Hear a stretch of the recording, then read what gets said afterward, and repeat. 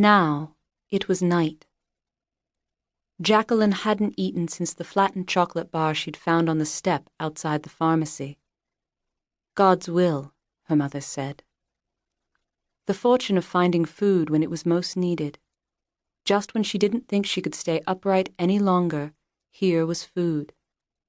God's will, her mother had said, for the fortune of the airplane. She'd said it for the man with the truck, and the fruit pickers in Murcia, and the woman who had the brother who drove another truck, and the Senegalese girl in Alicante who helped her up when she rolled off the park bench in her sleep, who took her home to her family, who fed her rice and chickpeas and gave her water.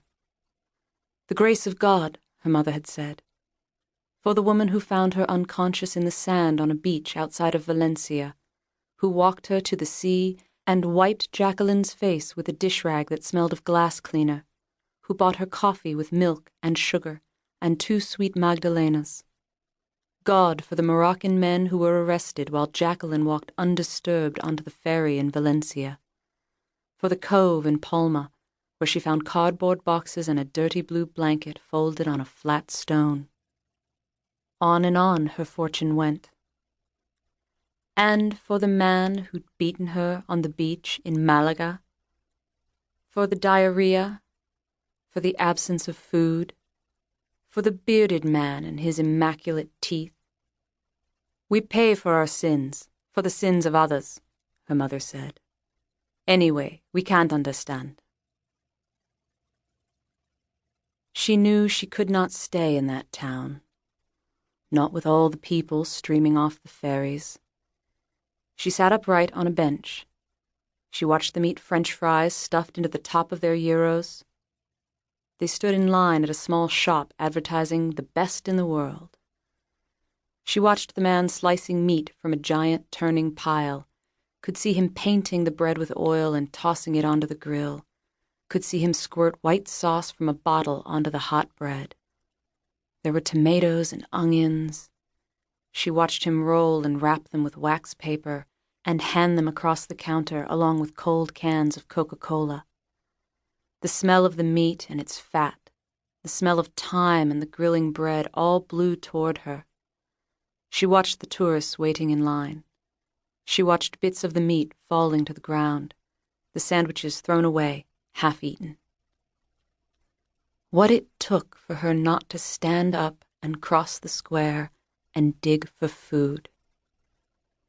But she was not beyond pride, so instead she ate the chocolate bar and tried to appear happy and bored. This was, she decided, the appropriate attitude. You must not be desperate.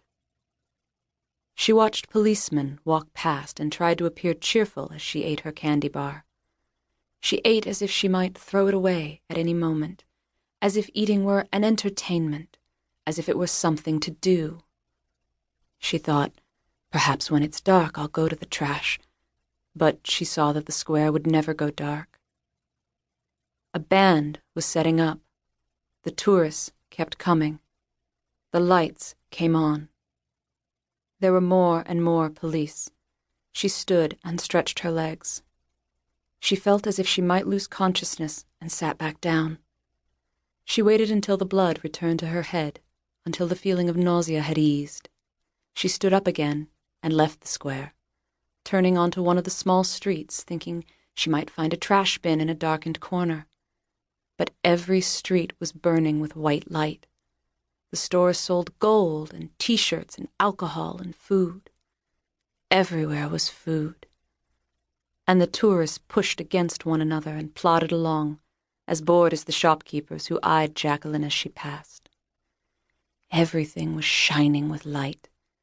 The narrow stone streets and the white walls, and the food, the drums of ice cream under glass and the turning meat, and the faultless rows of tall plastic water bottles, cold in the refrigerators, all of it white under the light.